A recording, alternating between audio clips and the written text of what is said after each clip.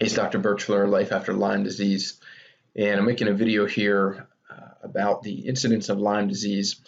One of the reasons I'm making this video is right now we're in late June here in Pennsylvania, and June and July are the peak incidence of Lyme disease. So it's not a disease or illness that occurs evenly throughout the year. There's a hugely increased incidence in the late spring and summer months, and June and July is right in the peak of it.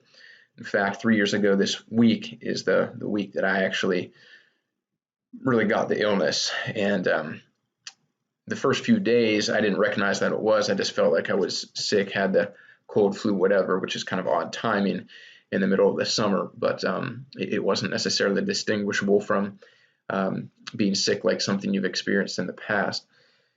And then that progressed. In my case, I actually had a classic bullseye rash, and one of the things where you can really understand what it is quickly. Unfortunately, a lot of people do not have that experience based on everything I've read and talking to a lot of people who are dealing clinically with Lyme disease.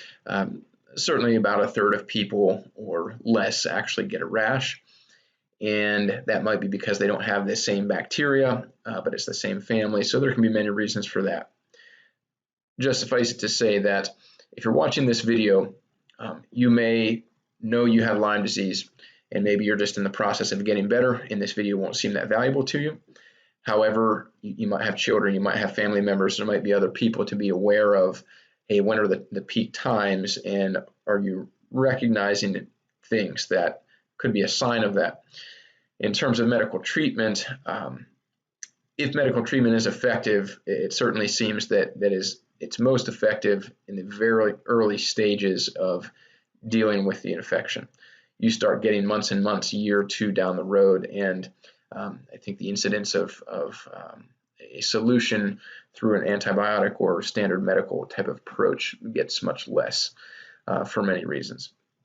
So even if you've already had it and you know that, you may want to be aware of this for others, for your family.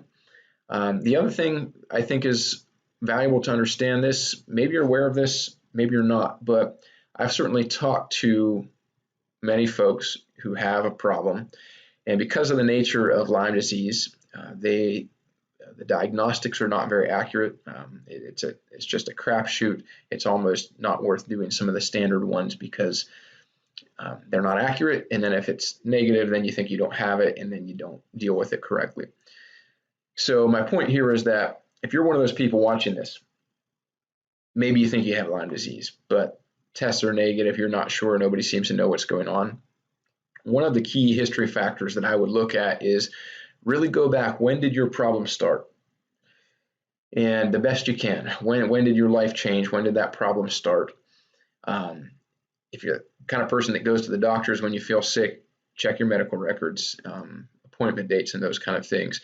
And if it was June, July, May, June, July, August, and you remember you had some type of an illness, fever, didn't feel well, and then it was sometime following that in the not too distant future that you really seem to start to have a lot of problems, I would say that would be just another sign to you that even if nobody else seems to have an explanation for what's going on, and it fits this seasonal mold and has the oftentimes weird or diverse symptoms that Lyme or these type of infectious illnesses do, that you may want to just assume it's that and treat it as such, whether that's medical treatment or certainly the natural healing using lifestyle-based things, herbs, plant-based medicines to heal, which is really going to get most of the people closer to where you want to be, as opposed to thinking that you can just keep doing antibiotics repeatedly and then that's going to get better.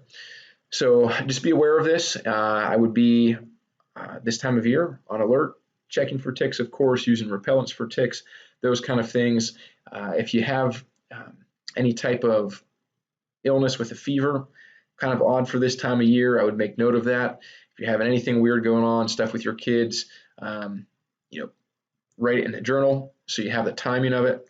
If you have rashes, you're not sure if it is, to take a picture of it so you have a reference. All those things can be really helpful in trying to quickly understand the person's case and what's going on, and do the best thing as soon as possible for the situation. I hope this is helpful. Want to help you get healthy. If you're having trouble, certainly want to help you and your family stay healthy.